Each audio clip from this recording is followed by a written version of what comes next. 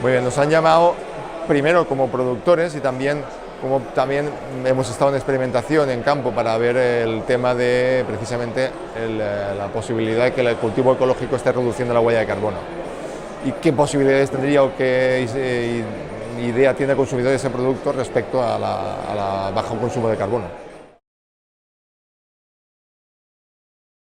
Sería interesante tener o intentar tener líneas de apoyo precisamente a aquellos productos que tengan menor impacto en el cambio climático o mejoren, diríamos, la adaptación al cambio climático, y también apoyo para que los consumidores o los mercados, el comercio que pueden comprarnos este tipo de productos conozcan que nosotros en Producto Ecológico tenemos una mejora de este tipo de impactos, ¿no? de cuestiones. Primero que se lo tome con calma, es decir, que conozca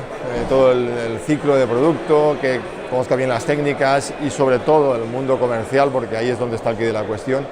y si puede ser que se diferencie, es decir, que a pesar de tener un certificado, porque el producto ecológico lleva un certificado de denominación de origen, donde ya hay una auditoría y te ven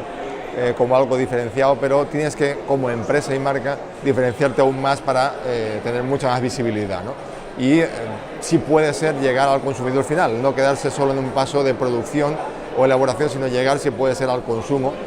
donde tú, de tú a tú, puedes entablar relación directa con el que te va a comprar, y ahí sí que te valoran.